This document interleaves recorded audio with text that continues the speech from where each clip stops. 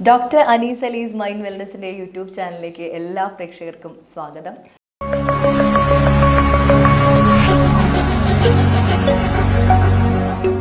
Sir, ഇപ്പം ഈ അടുത്ത് കാരണം നമ്മളെ വേദനിപ്പിക്കുന്നവരെ അല്ലെങ്കിൽ ഇപ്പം ഫോർ എക്സാമ്പിൾ ഇങ്ങനെ തട്ടിക്കൊണ്ടുപോവുക, എനിക്ക് അവരോട് നമുക്ക് സ്വാഭാവികമായിട്ടും ഒരു ദേഷ്യമാണ് ഉണ്ടാവേണ്ടത്. പക്ഷെ ഇപ്പം ഇത് നേരെ ഓപ്പോസിറ്റായിട്ട് ഇങ്ങനെ കേൾക്കുന്നു. ഈ അടുത്ത കാലത്തായിട്ട് മൊഴി നൽകുന്ന തട്ടിക്കൊണ്ടുപോകുന്നവരോടൊരു ഇഷ്ടമാവുക. പിന്നെ അവരെക്കുറിച്ച് ചോദിക്കുമ്പം അവരോട് എനിക്ക് വേറെ പ്രശ്നമൊന്നുമില്ല, എനിക്ക് കുഴപ്പമൊന്നുമില്ല എന്ന് പറയുക. സാർ, ഇപ്പം നമ്മൾ കുറേ മുന്നേ ഉള്ളൊരു മൂവിയാണല്ലോ ഗുണ മൂവി. അതിൽ നിന്നാണ് സത്യം പറഞ്ഞു കഴിഞ്ഞാൽ ഇപ്പോൾ ലേറ്റസ്റ്റ് മഞ്ഞുമൽ ബോയ്സിലേക്കൊക്കെ ഗുണ കേവ് ഒക്കെ വന്ന് കമലഹാസൻ അഭിനയിച്ച് വളരെ ഹിറ്റായിട്ടുള്ളൊരു മൂവി. അതിൽ നായകനായിട്ട് കമലഹാസൻ നായികേനെ തട്ടിക്കൊണ്ടുപോവുക, പിന്നെ അവർ തമ്മിൽ അവരിഷ്ടമാവുന്ന സംഭവമൊക്കെയാണ്. അപ്പം ഇത് ഇപ്പം നടന്നുകൊണ്ടിരിക്കുന്ന കുറേ ഇൻസിഡൻസ് നമ്മളിപ്പോൾ സോഷ്യൽ മീഡിയയിലാണെങ്കിലും മറ്റോ കേട്ടുകൊണ്ടിരിക്കുന്ന ഒരു കാര്യമാണ്. അപ്പം എന്താണ് സാർ അങ്ങനെ വരുന്നത്? ഇത് രശ്മി, ഇതിന് ഒരു പേരുണ്ട് ശരിക്ക്. സ്റ്റോക്ക്ഹോം സിൻഡ്രം എന്ന് പറയും. Stockholm syndrome. സ്റ്റോക്ക്ഹോം എന്ന് പറഞ്ഞത് ഒരു സ്ഥലമാണ്, സ്ഥലത്തിന്റെ പേരാണ്. അതെങ്ങനെ വന്നു എന്ന് ഞാൻ പറയാം. അപ്പോൾ ഇത് ചില ആളുകളിൽ കാണുന്നതാണ്. ഇപ്പം നിങ്ങൾ വളരെ വ്യക്തമായിട്ട് പറഞ്ഞു, വളരെ ഫെമിലിയർ ആയിട്ടുള്ള ഒരു എനിക്ക് ഇഷ്ടപ്പെട്ട ഒരു സിനിമയാണ് ഗുണ, കമൽഹാസന്റെ. അതിനുശേഷം ഇപ്പോൾ ലേറ്റസ്റ്റ് ആയിട്ട് അതിനോട് ബന്ധപ്പെട്ട് വന്നതാണ് മഞ്ഞുമൽ ബോയ്സ്. അപ്പോൾ ആ ഗുണ എന്നുള്ളതിലൊക്കെ അതിലെങ്ങനെ ഒരു തട്ടിക്കൊണ്ടുപോവുകയും പിന്നെ അവർ തമ്മിൽ ഇഷ്ടപ്പെടുകയൊക്കെ ചെയ്യും. അതിന് മനസ്സിന്റെ മാറ്റങ്ങളാണ് പറയുന്നത്. മനം മാറ്റം വന്നുകൊണ്ടിരിക്കും.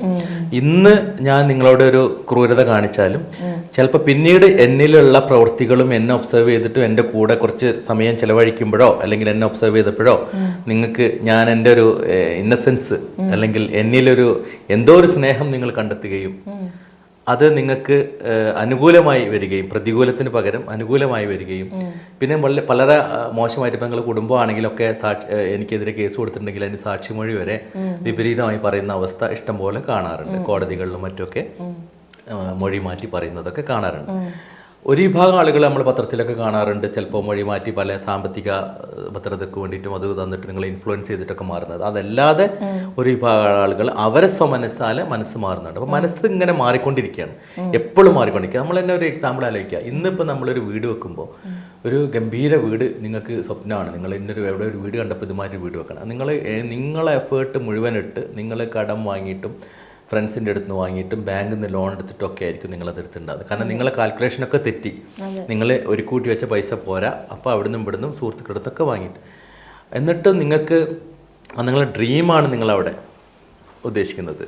മനസ്സിലായില്ല? അപ്പോൾ ആ ഒരു അങ്ങനെയൊക്കെ ഉണ്ടായിട്ട് പോലും നമുക്കതൊരു നമ്മളെ സംതൃപ്തി നമുക്ക് അതിൽ എത്ര എതിരാളികൾ ഉണ്ടാകും മറ്റൊക്കെ ഉണ്ട്.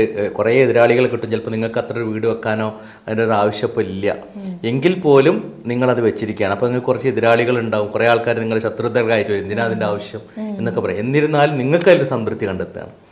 അപ്പോൾ അതിൽ പിന്നെ ഇഷ്ടപ്പെടുന്നിട്ട് ആളുകൾ അങ്ങനെ വരുന്നവരൊക്കെ ഉണ്ട്. അപ്പോൾ ഇത്തരം ആളുകൾ ഇങ്ങനെ ഇപ്പോൾ ഈ സ്റ്റോക്ക്ഹോം സിൻഡ്രത്തിൻ്റെ കാര്യം പറയാം. ഈ സ്റ്റോക്ക്ഹോം സ്റ്റോക്ക്ഹോം എന്ന സ്ഥലത്ത് കുറേ കൊല്ലങ്ങൾക്ക് മുമ്പ് ഒരു ബാങ്ക് കൊള്ളയടിച്ചിട്ട് അതിൽ ആളുകളെ ബന്ദികളാക്കി കൊണ്ടുപോയി. ആ ബന്ദികളാക്കി കൊണ്ടുപോയവർക്കെതിരെ കോടതിയിൽ മൊഴി പറയാൻ ഈ ആളുകൾ വരെ ഇവർക്ക് അഗെയിൻസ്റ്റ് ബന്ദികളെ പറ്റി പറയാൻ വരെ വിസമ്മതിച്ചു. അങ്ങനെ ആ സ്ഥലത്ത് വന്നുകൊണ്ടാണ് ആ പേരിൽ അറിയുന്നത് സ്റ്റോക്ക്ഹോം സിൻഡ്രം എന്ന് പറയുന്നത്. അപ്പോൾ അങ്ങനെയുള്ള എതിരാളികൾ, ഇപ്പോൾ ഏത് കേസുകളാണെങ്കിലും എതിരാളികൾ പിന്നെ നമുക്ക് അവരുടെ അനുകൂലികളായിട്ട് അല്ലെങ്കിൽ അനുകൂലികളായ പോലെ അവർക്ക് ഫീൽ ചെയ്യുകയും അവരോട് ഇപ്പോൾ ബന്ധം പുലർത്താൻ താല്പര്യപ്പെടുക എന്നൊക്കെ പറഞ്ഞു കഴിഞ്ഞാൽ അത്രയും ആ ഒരു മനസ്സിൻ്റെ മാറ്റമാണല്ലോ പറയുന്നത്. അപ്പോൾ അത് നമ്മൾ ഉണ്ടാക്കിയെടുക്കണം. അപ്പോൾ അത് ചിലപ്പോൾ ചില സമയത്ത് ഉണ്ടാകും. അത് ചില ആളുകളിൽ ഉണ്ടാകുന്ന ഒരു പ്രതിഭാസമാണ്. അപ്പോൾ അത് അങ്ങനെ തന്നെ ഉണ്ടാവും. ഞാൻ നേരത്തെ പറഞ്ഞ വീടിൻ്റെ കാര്യമാണെങ്കിലും കാർ എടുക്കുകയാണെങ്കിലും ഒക്കെ നമ്മളിപ്പോൾ ഇന്ന് എടുക്കുമ്പോൾ ഇനി ഇത് മതി, എന്നേക്കുമായിട്ട് എനിക്കിനി ഈ വീട് മതി, ഈ കാറ് മതി എന്ന് പറഞ്ഞിട്ടാണ് എടുക്കുക. പക്ഷേ ഒരു 5-6 മാസം കഴിയുമ്പോഴത്തേക്ക് എന്താവും, നമ്മുടെ മനസ്സ് മാറും, അടുത്തതിലേക്ക് പോകും. അപ്പോൾ അതിങ്ങനെ ഇന്നത്തെ മൈൻഡല്ല, അടുത്ത ദിവസത്തെ മനസ്സ് എന്നാണ് ഞാൻ പറഞ്ഞുകൊണ്ടുവന്നത്. അപ്പോൾ അത് മനംമാറ്റങ്ങൾ വരാം, മനസ്സിൻ്റെ മാറ്റങ്ങൾ വരാം ഓരോ ഘടകമായിട്ട്. പിന്നെ നമ്മളിപ്പോൾ അയാൾക്കെതിരെ പറഞ്ഞിട്ട് അയാളെ ലൈഫ് നശിക്കേണ്ട, അയാൾ കുറ്റക്കാരനാണെന്ന് ഉറപ്പാണ്, പക്ഷെ ഞാനത് പറഞ്ഞു കഴിഞ്ഞാൽ അദ്ദേഹം ജീവപര്യന്തം തടവിൽ പോകും, അല്ലെങ്കിൽ അയാൾ തൂക്കുകൊലക്ക് വെക്കും. അപ്പോൾ അദ്ദേഹത്തിനോട് വരുന്ന ഒരു സിമ്പതി എന്നിൽ ഉടലെടുക്കുക. അയാളെ ലൈഫ് എന്തിനു നയിക്കണം, അയാൾക്കൊരു കുടുംബമുള്ള, അയാൾ തെറ്റ് മനസ്സിലാക്കി അയാൾ തിരുത്തുകയാണെങ്കിൽ ഒരു പക്ഷേ അതായിരിക്കും നല്ലത് എന്നൊക്കെ വിചാരിക്കുന്ന ആളുകളുണ്ട്. അങ്ങനെ ചില നമ്മളതിന് പിന്നെ എന്താ പൊരുത്തപ്പെട്ട് കൊടുക്കുന്ന അവസ്ഥയൊക്കെ ഉണ്ടാവാറുണ്ട്. എന്നാൽ ചില ആളുകൾക്ക് അത് മറക്കാനും കഴിയില്ല. അങ്ങനെ അവരതിനെതിരെ പ്രശ്നങ്ങളുണ്ടാവും. ഇപ്പം തന്നെ നമ്മളിപ്പോൾ നിങ്ങളെ കുറച്ച് മുമ്പ് കേട്ടിട്ടുണ്ടാവും, ഒരു ഇവിടെ കോഴിക്കോട് ഭാഗത്തുള്ള റഹീം എന്ന് പറഞ്ഞ ഒരാൾക്ക് ഗൾഫിൽ ജയിലിലടക്കപ്പെട്ട 34 കോടി സമാഹരിച്ച കഥയൊക്കെ ആ കുടുംബം അവർക്ക് പൊരുത്തപ്പെടുത്തി കൊടുക്കാൻ തയ്യാറായില്ല. അങ്ങനെയാണല്ലോ ഇത്ര മൂല്യധനം വേണമെന്ന് പറഞ്ഞത്. അതിൻ്റെ മുഴുവൻ പശ്ചാത്തലം എനിക്കറിയില്ല. എന്താണെങ്കിലും ഒരു കാര്യം ഉറപ്പാണ്, ഇത്രയും ഒരു ഹ്യൂജ് എമൗണ്ട് ഡിമാൻഡ് അവർ ചെയ്യണമെങ്കിൽ ഒരു പക്ഷേ അവർ വിചാരിച്ചിട്ടുണ്ടാവും ഇത്രയും ഹ്യൂജ് എമൗണ്ട് അവർക്ക് സമാഹരിച്ചു കൊടുക്കാൻ കഴിയില്ല. കാരണം അവനെ തൂക്കുകൊലയ്ക്ക് തന്നെ വിധിക്കണം എന്നുള്ള ഒരു കൺസെപ്റ്റിലായിരിക്കും ചിലപ്പോൾ ഇത്രയും നടക്കാത്തൊരു എമൗണ്ട്. കാരണം നമ്മൾ വരെ ഇമാജിൻ ചെയ്യാനില്ല, ഇത്രയും കോടികൾ എന്ന് പറയുമ്പോൾ നമ്മൾ തന്നെ നമ്മളെ മനസ്സുകൊണ്ട് വിടുകയാണ്. കാരണം ഒരു ലൈഫ് മുഴുവൻ നമ്മൾ സമ്പാദിച്ചാലും നമുക്ക് വർക്ക് ചെയ്താലും കിട്ടാൻ പോകുന്നതല്ല. ഇപ്പോൾ ഒരു രാജ്യം മുഴുവൻ നാട്ടുകാർ മുഴുവൻ ബന്ധപ്പെട്ടും സഹായിച്ചുകൊണ്ട് മാത്രമാണ് ഇപ്പോൾ അത് സമാഹരിക്കാൻ സാധിച്ചത്. അതൊക്കെ ഒരു അപൂർവങ്ങളായിട്ടുള്ള മിറാക്കിളായിട്ടുള്ള കാര്യങ്ങളാണ് എല്ലാവരും കൂടി വരുമ്പോട്ടുണ്ട്. അപ്പോൾ അങ്ങനത്തെ ഒരു ഹ്യൂജ് അതെ അതെ അതെ അതെ അതെ അതെ. അപ്പോൾ അതുപോലെ അത്തരം കാര്യങ്ങളൊക്കെ നടക്കണമെന്നുണ്ടെങ്കിൽ അത് അങ്ങനെ ഒരു കാര്യം ആ കുടുംബം അവിടെ ഡിമാൻഡ് വെക്കണം എന്നുണ്ടെങ്കിൽ അത് നടക്കരുത് എന്നോണായിരിക്കണം ചിലപ്പോൾ പറയേണ്ടത്. ചിലപ്പോൾ നടക്കരുത്, നിങ്ങൾക്ക് എന്തായാലും തൂക്കുപോലെ തന്നെ കിട്ടണം. അപ്പോൾ അവരുടെ അങ്ങനത്തെ മനസ്സുണ്ട്. ചിലതൊന്നും വിട്ടുകൊടുക്കാത്ത അവർ പണിഷ്മെൻറ്റ് കിട്ടിയേ പറ്റൂ, ഇയാൾക്ക് അത് പണിഷ്മെൻറ്റ് കാണാൻ. എൻ്റെ ഒരു കൊച്ച് അംഗവൈകല്യ കുട്ടിയാണെങ്കിലും ആ കുട്ടി മരിച്ചത് എങ്ങനെയാണോ അതിൻ്റെ കറക്റ്റ് സത്യാവസ്ഥ നമുക്കറിയില്ല, ദൈവത്തിനറിയാം. നമ്മൾ കേൾക്കുന്ന സ്ത്രീകളൊക്കെ ഇയാളെ കയ്യാബദ്ധത്തിൽ പറ്റിയ കാര്യങ്ങളൊക്കെ അങ്ങനെയൊക്കെ ഉള്ളതാണെങ്കിലും ആ കുടുംബം അത് വിശ്വസിക്കുന്നില്ല. അല്ലെങ്കിൽ എവിടെ എന്തോ ഒരു അസ്വരസ്യം അവിടെ ആ കുടുംബത്തിന് ഉണ്ടായിട്ടുണ്ട്. ആ കുടുംബത്തിന് അത് ഉണ്ടായതുകൊണ്ടാണ് അവരുടെ ഡിമാൻഡും കാര്യങ്ങളും അങ്ങനെ വെക്കുന്നത്. അല്ലെങ്കിൽ ഈ കുടുംബത്തിൻ്റെ പശ്ചാത്തലമൊക്കെ അറിയുമ്പോൾ ഒരുപക്ഷെ അവർ മാപ്പാക്കി കൊടുക്കും, വിട്ടേക്കും എന്നറിയും. കുറച്ച് കാലം കഴിയുമ്പോൾ മനസ്സ് മാറും. അപ്പോൾ മനസ്സ് മാറുന്ന കേസുകളുണ്ട്, മനസ്സ് മാറാത്ത കേസുകളൊക്കെ ഉണ്ട്. പക്ഷെ എങ്ങനെ സംഭവിക്കാം, അങ്ങനെ ഒരു ഫിനോമിന സാധാരണ കാണാറുണ്ട്. അതിൽ വന്നതായിരിക്കും ഇങ്ങനെ. സാർ, അതുപോലെ ഈ നമ്മൾ കുട്ടികളെയും കൊണ്ട് ഷോപ്പിലൊക്കെ പോകുമ്പം ഞാൻ പല മാളുകളിലൊക്കെ നമ്മളിങ്ങനെ പോകുന്ന സമയത്ത് ഒബ്സർവ് ചെയ്തിട്ടുണ്ട്. ഈ ഇപ്പം പ്രത്യേകിച്ച് കൂടുതലാണ് കുട്ടികളെയും കൊണ്ട് പോകുമ്പോൾ കുട്ടികൾ വാശി പിടിക്കും, ഓരോ കാര്യങ്ങൾക്ക് വേണ്ടി വാശി പിടിക്കും. അപ്പം ഈ പാരൻസിന് അവരെ കൺട്രോൾ ചെയ്യാൻ പറ്റുന്നില്ല, അവരെ ഡീൽ ചെയ്യാൻ പറ്റുന്നില്ല. അപ്പോൾ തന്നെ ഫോൺ എടുത്ത് കൊടുക്കുകയാണ്. അപ്പം ഇതും ഒരു തരം വാശിയുടെ ഒരു ഭയങ്കര പ്രശ്നമാണ്. അപ്പം അതെങ്ങനെയാണ് സാർ കുട്ടികളെ ഡീൽ ചെയ്യുന്നത്?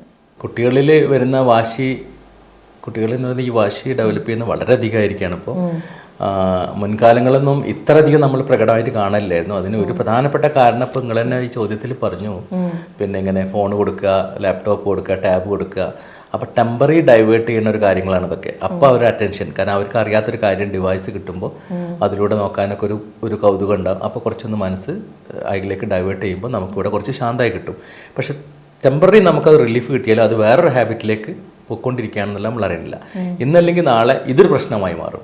ഈ ലാപ്ടോപ്പും ഈ പിന്നെ ഫോണാണെങ്കിലും ഡിവൈസൊക്കെ ഇതിൻ്റെ അഡിക്ഷൻ, ഡിജിറ്റൽ അഡിക്ഷൻസ് ഒക്കെ വരും. അപ്പോൾ അങ്ങനെയുള്ള ഒത്തിരി പ്രശ്നങ്ങൾ ഇപ്പോൾ നമ്മൾ കാണുന്നുണ്ട്. ഇപ്പോൾ ഈ കോവിഡ് സമയത്താണ് ഇത്ര അധികം കൂടുതലായത്, കോവിഡിന് ശേഷം. കാരണം മിക്ക സ്കൂളുകളിലുമൊക്കെ നമ്മൾ ഓൺലൈൻ എഡ്യൂക്കേഷനായി. അപ്പോൾ ടാബും അതുപോലെ മൊബൈലും കാര്യങ്ങളൊക്കെ നിർബന്ധമായി. ഏത് വീട്ടിലില്ലാത്തവർക്കും ടച്ച് സ്ക്രീനും മറ്റുള്ള ഫോണുകളൊക്കെ വാങ്ങി.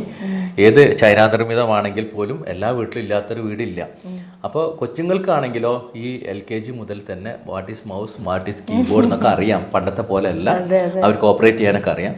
അപ്പോൾ അതിലൂടെ പല മേഖലയ്ക്ക്, പഠനത്തിലേക്ക് മാത്രം യൂസ് ചെയ്യുകയാണെങ്കിൽ നല്ലത്. പക്ഷേ അതിലൂടെ പല മേഖലയിലേക്ക് എത്തുകയും പല ആളുകളുമായിട്ടുള്ള പലതരത്തിലുള്ള ബന്ധങ്ങളും ഒക്കെ സ്ഥാപിച്ചെടുക്കുകയും അതിൻ്റെ നെഗറ്റീവ്സ് ഒന്നും അറിയാതെ അവർ പറയുന്ന കാര്യങ്ങളൊക്കെ സത്യമാണെന്ന് വിശ്വസിച്ച് അതിനെ പ്രകോപിക്കുന്ന തരത്തിലുള്ള മറുവശത്തുള്ള ആളുകളും ഉണ്ടാകുമ്പോൾ പലതും പല കെണിയിലും ചെന്നപ്പെടുന്ന അവസ്ഥ നമ്മൾ നിരന്തരം ഡെയിലി കേട്ടുകൊണ്ടിരിക്കുകയാണ്.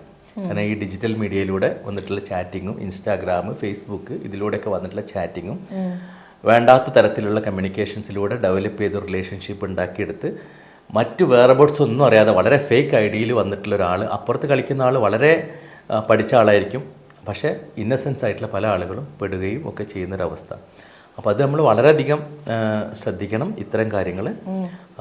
അതുകൊണ്ട് ഇങ്ങനെയുള്ള ഡിജിറ്റൽ മീഡിയ മാറിക്കൊണ്ടിരിക്കുന്ന ഈ കാലഘട്ടത്തിൽ ഇത്തരം പ്രവണതകളും കൂടും. അത് നമ്മൾ ബാലൻസ് ചെയ്യണം. അപ്പോൾ കുട്ടികളെ വാശിയൊക്കെ കൂടുമ്പോൾ നല്ല രീതിയിലാവുമ്പോൾ, എന്തെങ്കിലും ഉടക്കുണ്ടാകുമ്പോൾ കുട്ടിയോട് ഉപദേശം കൊടുത്താൽ ചിലപ്പോൾ അത് കുട്ടി മനസ്സിലാക്കാൻ സാധിക്കില്ല.